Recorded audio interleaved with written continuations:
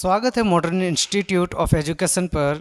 तो जैसा कि बच्चों हम लोग पढ़ चुके थे अमेरिकी स्वतंत्रता संग्राम, जो कि 9 क्लास का इतिहास की दुनिया का फर्स्ट चैप्टर ने सेकंड चैप्टर है। सेकंड चैप्टर जो अमेरिकी स्वतंत्रता संग्राम नाम है, उसका सभी प्रश्नों का हल करेंगे, अभ्यास प्रश्नों का हल। तो आप लोग बने रहिए, आप लोग कॉपी में उतार सकते हैं, फेयर कर सकते हैं। तो हम लोग सभी वस्तुनिष्ठ प्रश्नों को और लघु उत्तरीय प्रश्नों को या खाली जगह होगा, खाली स्थानों को, सब को पूर्ति करेंगे। लॉन्ग टाइप, शॉर्ट टाइप सभी क्वेश्चनों का हल करेंगे। तो आप लोग बने रहिए, तब तक के लिए कॉपी कलम लेकर रेडी रहिए। वस्तुनिष्ठ प्रश्न यानी ऑब्जेक्टिव को, तो ऑब्जेक्टिव में क्या कहता है प्रश्न है इसका, अमेरिका की राजधानी कहाँ है। तो बच्चों इसका राजधानी ऑप्शन में दिया हुआ है, को नंबर में न्यूयॉर्क, ख नंबर में है कैलिफोर्निया, गो नंबर में है वाशिंगटन और घ नंबर में है कोई, इनमें से कोई नहीं। तो बच्चों इसका सही आंसर होगा वाशिंगटन। अमेरिका की राजधानी कहाँ है? Washington DC. उसके बाद दूसरा नंबर क्वेश्चन है ऑब्जेक्टिव का, कॉमन सेंस की रचना किसने की थी। कॉमन सेंस एक लघु पत्रिका थी। तो इसको को नंबर में लिखा हुआ जेफरसन, ख नंबर लिखा हुआ टॉमस पेन ने, या गो नंबर लिखा हुआ है वाशिंगटन और घ नंबर लिखा हुआ लिफायते। तो इसका सही आंसर होगा ख नंबर, टॉमस पेन ने लघु पत्रिका का मतलब लिखा था। तो ये होगा टॉमस पेन, ठीक है। प्रश्न नंबर 3, स्टाम्प एक्ट किस वर्ष पारित हुआ था। तो इसमें ऑप्शन में दिया हुआ है, को नंबर 1765, ख नंबर 1764, गो नंबर में है 1766, घ नंबर में है 1767। तो इसका सही आंसर होगा 1765 में स्टाम्प एक्ट पारित हुआ था, यानी को नंबर सही होगा। उसके बाद है 4 नंबर क्वेश्चन, जो अमेरिकी स्वतंत्रता संग्राम में अंग्रेजों का सेनापति कौन था।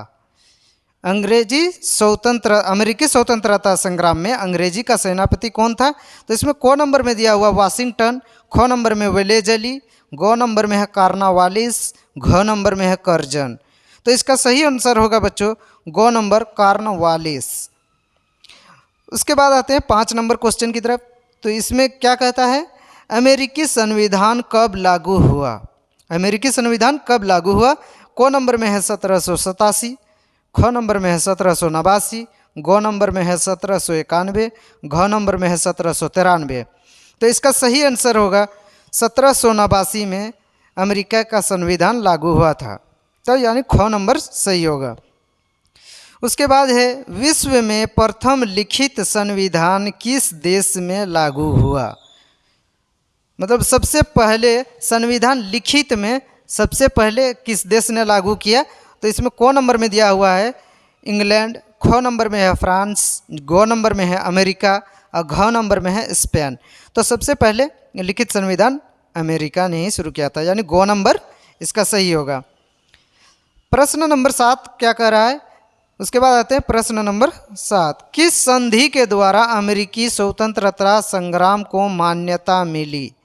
तो इसमें दिया हुआ है ऑप्शन में, पेरिस की संधि, ख नंबर विला फराका की संधि, गो नंबर में है न्यूली की संधि, घ नंबर में है सेब्रे की संधि। तो सही आंसर होगा पेरिस की संधि के बाद अमेरिका को स्वतंत्रता संग्राम में आज़ादी मिली थी। ये सही होगा को नंबर, पेरिस की संधि द्वारा, ठीक है। उसके बाद 8वां नंबर क्वेश्चन है, अमेरिकी स्वतंत्रता में अमेरिका का सेनापति कौन था। तो गो नंबर में याद दिया हुआ ग्रेनविले, ख नंबर में जेफरसन, गो नंबर में लेफायते, घ नंबर में वाशिंगटन। तो इसका अमेरिकी सेनापति का नाम था वाशिंगटन, घ नंबर इसका सही उत्तर होगा। उसके बाद आते हैं प्रश्न नंबर 9 की तरफ, अमेरिका के प्रथम राष्ट्रपति कौन थे। यानी अमेरिका के प्रथम राष्ट्रपति कौन थे। तो को नंबर में दिया हुआ जॉर्ज वाशिंगटन, ख नंबर में अब्राहम लिंकन, गो नंबर में है रूजवेल्ट, घ नंबर में है अल गोर। तो इसका सही आंसर होगा प्रथम राष्ट्रपति जॉर्ज वाशिंगटन थे, यानी को नंबर इसका सही होगा।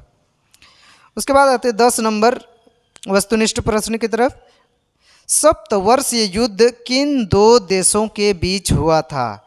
यानी कि सप्तवर्षीय मतलब 7 वर्षों तक युद्ध किन देशों के बीच हुआ था? तो क नंबर में कह रहा है ब्रिटेन अमेरिका, फ्रांस कनाडा, ग नंबर में ब्रिटेन फ्रांस, घ नंबर में अमेरिका कनाडा। तो ये सही आंसर होगा इसका गो नंबर, ब्रिटेन और फ्रांस के बीच 7 सालों तक युद्ध चला था, जिसमें फ्रांस की पराजय हुई थी, हार हुई थी। तो हम लोग रिक्त स्थानों की पूर्ति करेंगे। तो पहला क्वेश्चन क्या कह रहा है? लेसेज फेयर का सिद्धांत किसने किया, मतलब डैश ने दिया था? लेसेज फेयर का सिद्धांत बच्चों इसमें डैश में होगा, एडम स्मिथ ने दिया था। 2 नंबर में है शक्ति के पृथक्करण का सिद्धांत डैश ने दिया था। तो इसमें होगा मोंटेस्क्यू, जो आप लोग को दिख रहा होगा, हरे कलर में हम भर दिए हैं उसमें ताकि फेयर करने में आसानी हो। 3 नंबर में है सेनापति लेफायते डैश का रहने वाला था। तो इसमें क्या होगा? अमेरिका का रहने वाला था। चौथा नंबर है जॉर्ज तृतीय इंग्लैंड का डैश था। तो इसमें क्या था? जॉर्ज तृतीय इंग्लैंड का शासक था। 5 नंबर में है धर्मनिरपेक्ष राज्य की स्थापना सर्वप्रथम डैश में हुई। तो इसमें क्या होगा? अमेरिका होगा खाली जगह में। उसके बाद 6 नंबर है दुनिया अमेरिका का पता किसने लगाया? तो अमेरिका का पता सबसे पहले किसने लगाया था? कोलंबस ने लगाया था। तो इसका डैश में लिखा होगा कोलंबस। कोलंबस ने अमेरिका का खोज किया था। उसके बाद 7 नंबर है अमेरिका में अंग्रेज़ों के डैश उपनिवेश थे। तो अमेरिका में अंग्रेज़ों के 13 उपनिवेश थे। 13 उपनिवेश 13 अलग अलग राज्यों में मतलब बंटा हुआ था, अलग अलग गवर्नर थे। उसके बाद आते हैं 8 नंबर, सर्वप्रथम आधुनिक गणतंत्रात्मक शासन की स्थापना डैश में हुई। तो डैश में होगा अमेरिका में हुई। आधुनिक गणतंत्रात्मक शासन की स्थापना अमेरिका में हुई। 9 नंबर आते हैं क्वेश्चन, इसमें कहता है अमेरिकी स्वतंत्रता संग्राम का तत्कालीन कारण क्या था? तो इसमें डैश में होगा बोस्टन चाय पार्टी। अमेरिका का स्वतंत्रता संग्राम तत्कालीन कारण बोस्टन चाय पार्टी में हुई। उसके बाद 10वां नंबर क्वेश्चन कह रहा है बच्चों राइट्स ऑफ मैन की रचना डैश ने की थी। तो इसमें होगा खाली स्थान में टॉमस जेफरसन ने की थी। सही गलत का चिन्ह करें, चुनाव करें। तो इसमें क्या होगा? 1 नंबर में है जॉर्ज वाशिंगटन अमेरिका के प्रधानमंत्री थे। तो ये गलत होगा। जॉर्ज वाशिंगटन अमेरिका के प्रधानमंत्री नहीं होते, वहाँ पर अमेरिका में राष्ट्रपति शासन होता है, राष्ट्रपति द्वारा होता है। दूसरा नंबर क्या है? अमेरिका यूरोप महादेश में स्थित है। गलत होगा। अमेरिका यूरोप महादेश में नहीं है, अमेरिका एक अलग महादेश है। उसके बाद 3 नंबर अमेरिकी स्वतंत्रता संग्राम के दौरान स्वाधीनता के पुत्र एवं पुत्री नामक संगठन का निर्माण हुआ था। ये बिल्कुल सही होगा, सही है। 4 नंबर आते हैं क्वेश्चन की तरफ, अमेरिका की खोज कोलंबस ने नहीं किया था। ये गलत है। सबसे पहले वो इंडिया की खोज में निकला था और वो भटक करके कहाँ पहुँच गया था? पश्चिम की ओर चला गया था और अमेरिका जा पहुँचा था। अब आते हैं 5 नंबर, अमेरिका स्वतंत्रता संग्राम में फ्रांस ने इंग्लैंड के साथ दिया था। गलत। उसके बाद 6 नंबर में है अमेरिका स्वतंत्रता का घोषणा पत्र जेफरसन ने तैयार किया था। सही। जेफरसन ने तैयार कर दिया था और घोषणा पत्र जारी कर दिया था कि अमेरिका आज़ाद या स्वतंत्रता हो चुका है, अमेरिका स्वतंत्रता हो चुका है। उसके बाद आते हैं 7 नंबर, स्टाम्प एक्ट ग्रेनविले के समय पारित हुआ था। तो स्टाम्प एक्ट ग्रेनविले के समय ही पारित हुआ था। सही। अब आते हैं बच्चों 10 शब्दों में उत्तर दें। इसमें लिखा हुआ है गणतंत्र, मौलिक अधिकार। गणतंत्र के ऊपर 10 शब्द लिखना होगा। मौलिक अधिकार, उसके बाद मताधिकार, उपनिवेश, राजतंत्र। इसमें सब में 10 शब्दों में लमसम उत्तर देना है। तो गणतंत्र का होगा ऐसा तंत्र जिसमें राष्ट्र का प्रमुख वहाँ के जनता द्वारा चुना जाता है, गणतंत्र कहलाता है। उसके बाद 2 नंबर मौलिक अधिकार है, किसी व्यक्ति के जीवन के लिए आवश्यक अधिकार मौलिक अधिकार कहलाता है। उसके बाद 3 नंबर में है मताधिकार। मताधिकार का होगा मत देकर सरकार चुनने को मताधिकार कहते हैं। उसके बाद आता है उपनिवेश, किसी शक्तिशाली राष्ट्र द्वारा किसी कमज़ोर राष्ट्र में बस्ती बसाना तथा उस पर शासन करना उपनिवेश कहलाता है। उसके बाद आते हैं 5 नंबर राजतंत्र, ऐसा शासन जिसमें सारे सत्ता किसी एक राजा के हाथ में हो, राजतंत्र कहलाता है। बच्चों लघु उत्तरीय प्रश्न की तरफ, तो इसको शॉर्ट टाइप क्वेश्चन है, इसको भी हम लोग देख लेते हैं क्या कहता है क्वेश्चन में।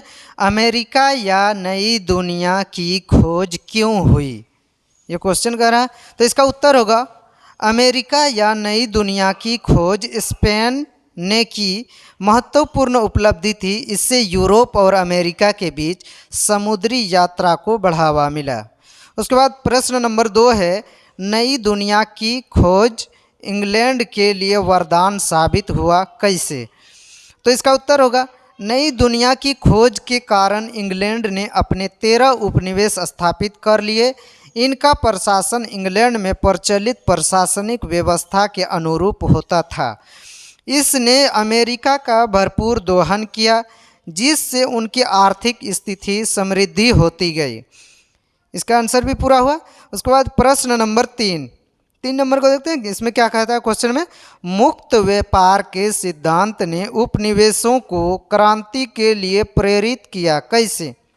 उत्तर में होगा उपनिवेशवाद का बुनियादी सिद्धांत उपनिवेशवासियों के आर्थिक शोषण एवं उनके संसाधनों का दोहन करना था। इसी के विरोध में मुक्त व्यापार की धारणा विकसित हो रही थी, जिसमें राज्य द्वारा व्यापार को नियंत्रित करने का विरोध किया गया था। इस सिद्धांत के अनुसार उपनिवेशवासी अपने व्यापार एवं अन्य क्रियाकलापों में इंग्लैंड के हस्तक्षेप को नापसंद करते थे। इसी ने उपनिवेशवासियों को क्रांति के लिए प्रेरित किया। उसके बाद 4 नंबर क्वेश्चन में कह रहा है, अमेरिकी स्वतंत्रता संग्राम में फ्रांस पर भी प्रभाव डाला कैसे। अमेरिकी स्वतंत्रता संग्राम, इसका उत्तर में होगा अमेरिकी स्वतंत्रता संग्राम ने फ्रांस पर भी प्रभाव डाला। इस संग्राम में लफायते के नेतृत्व में फ्रांसीसी सैनिकों ने भी भाग लिया था। युद्ध के बाद जब वे अपने देश लौटे, तब उन्होंने वहां की जनता को निरंकुश राजतंत्र के प्रति जागरूक, अर्थव्यवस्था भी बुरी तरह प्रभावित हुई। उसके बाद और एक लास्ट क्वेश्चन है लघु उत्तरीय प्रश्न का, क्या है इस प्रश्न नंबर 5, क्या अमेरिकी स्वतंत्रता संग्राम के परिणामों ने औपनिवेशिक विश्व को प्रभावित किया। तो उत्तर में होगा हाँ, प्रभावित किया। अब सभी उपनिवेश अपनी अपनी स्वतंत्रता की प्राप्ति तथा अपनी आज़ादी के लिए व्यग्र हो उठे। ये एक ऐसा विद्रोह था जिसने उपनिवेशवासियों में नव चेतना का संचार किया। तो हम लोग 5 लघु जो है दीर्घ उत्तरीय प्रश्न 4 हैं, चारों को हम लोग प्रश्नों का हल करेंगे। देखते हैं पहला क्वेश्चन क्या कह रहा है। तो पहला क्वेश्चन है, अमेरिकी स्वतंत्रता संग्राम के 3 प्रमुख कारणों की विवेचना करें। विवेचना कीजिए। उत्तर में है, अमेरिकी स्वतंत्रता संग्राम के 3 प्रमुख कारण निम्नलिखित हैं। तो इसमें पहला पॉइंट है, सप्तवर्षीय युद्ध में इंग्लैंड को काफ़ी आर्थिक क्षति हुई थी, जिसकी क्षतिपूर्ति के लिए तत्कालीन प्रधानमंत्री ग्रेनविले ने 1765 ईस्वी में अमेरिकी उपनिवेशवासियों पर स्टाम्प एक्ट ठोक दिया, जिससे उनका आर्थिक शोषण हो रहा था। दूसरा पॉइंट, इंग्लैंड के तत्कालीन शासक जॉर्ज तृतीय ने सत्ता संभालते ही अमेरिकी उपनिवेश के प्रति निरंकुश नीति अपनाने लगे। उनके नीतियों के कारण उपनिवेशों में व्यापक विरोध की भावना जाग उठी। उसके बाद है तीसरा पॉइंट, 1773 ईस्वी में एक चाय कानून द्वारा ईस्ट इंडिया कंपनी को भारत से सीधे अमेरिका चाय बेचने का अधिकार प्रदान किया गया। जब चाय से लदा हुआ जहाज़ अमेरिका के बोस्टन बंदरगाह पर पहुंचा तो वहां के कुछ क्रांतिकारियों ने उन्हें चाय की सभी पेटियां समुद्र में फेंक दी। इस घटना को बोस्टन टी पार्टी के नाम से जाना जाता है। इस घटना के बाद ब्रिटिश सरकार ने बोस्टन बंदरगाह पर व्यापारिक प्रतिबंध लगा दिया, जिससे अमेरिकी उपनिवेश में विद्रोह की आग धधक उठे। उसके बाद आते हैं दूसरा नंबर क्वेश्चन। जो दूसरा नंबर क्वेश्चन क्या कर रहा है, तो लोकतांत्रिक स्तर पर अमेरिकी संग्राम ने विश्व को कैसे प्रभावित किया। तो अमेरिकी स्वतंत्रता संग्राम के फलस्वरूप संयुक्त राज्य अमेरिका का गठन एक नए देश के रूप में हुआ, जिसमें पहली बार लिखित संविधान, शक्ति के पृथक्करण का सिद्धांत, धर्मनिरपेक्षता का सिद्धांत, व्यक्तिगत स्वतंत्रता का सिद्धांत राजनीतिक व्यवस्था के मूल आधार माने गए। इन सिद्धांतों का प्रचार पूरे यूरोप में ही नहीं बल्कि पूरे विश्व में हुआ और इन्हीं सिद्धांतों ने मार्गदर्शक विश्व सिद्धांतों के रूप में पूरे विश्व को प्रभावित किया। तो यहाँ तक 2 नंबर का क्वेश्चन आंसर पूरा हुआ। उसके बाद आते हैं 3 नंबर प्रश्न की तरफ। तो 3 नंबर प्रश्न है, अमेरिकी स्वतंत्रता संग्राम के परिणामों की आलोचनात्मक परीक्षण करें। तो इसका उत्तर होगा, अमेरिकी स्वतंत्रता संग्राम के आलोचनात्मक परिणाम निम्न थे। जो निम्न में लिखा हुआ है नीचे में, जो पहला पॉइंट है, वयस्क मताधिकार लागू नहीं हुआ, जिससे वहाँ के रहने वाले सभी लोगों को मत देने का अधिकार प्राप्त नहीं था। उसके बाद दूसरा पॉइंट है, स्त्रियों को मताधिकार से वंचित रखा गया, जो गलत था क्योंकि समाज में स्त्रियों तथा पुरुषों का समान योगदान होता है। उसके बाद जाते हैं तीसरा पॉइंट का, मताधिकार का आधार संपत्ति को बनाया गया, जिससे जो लोग धनी थे सिर्फ वही मत दे सकते थे और जो गरीब थे वो मत नहीं दे सकते थे। ये बिल्कुल अनुचित था। उसके बाद आते हैं चौथा नंबर प्रश्न की तरफ। तो इसमें है, लास्ट क्वेश्चन है, तो इसमें है 4 नंबर, अमेरिकी स्वतंत्रता में अंग्रेज़ों के पराजय के कारण थे। तो इसका उत्तर में होगा, अमेरिकी स्वतंत्रता संग्राम अंग्रेज़ों की पराजय के निम्नलिखित थे। तो पहला पॉइंट है, अटलांटिक महासागर से अमेरिकी उपनिवेश की दूरी 3000 मील थी। वहाँ समय से सेना पहुँचाने में कठिनाई होती थी।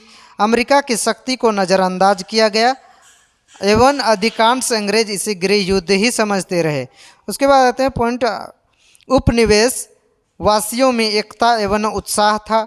यह स्वतंत्रता के लिए कुछ भी करने को तैयार थे। ब्रिटिश सेना ने कुछ सामरिक भूलें की। ब्रिटिश राजनेताओं के बीच गंभीर मतभेद था। उसके बाद है, जॉर्ज वाशिंगटन जैसा सुयोग्य नेता अमेरिका को मिला, जिसने बहुत धैर्य, साहस एवं कुशलता से अंग्रेजी सेना को पराजित किया। तो बच्चों, इसी तरह सभी प्रश्नों का हल पूरा हो चुका। आप लोग बने रहिए मॉडर्न इंस्टीट्यूट ऑफ एजुकेशन में।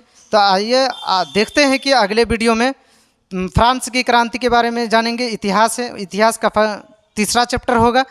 तो तब तक के लिए बने रहिए मॉडर्न इंस्टीट्यूट ऑफ एजुकेशन में। थैंक यू, शुक्रिया, आदाब।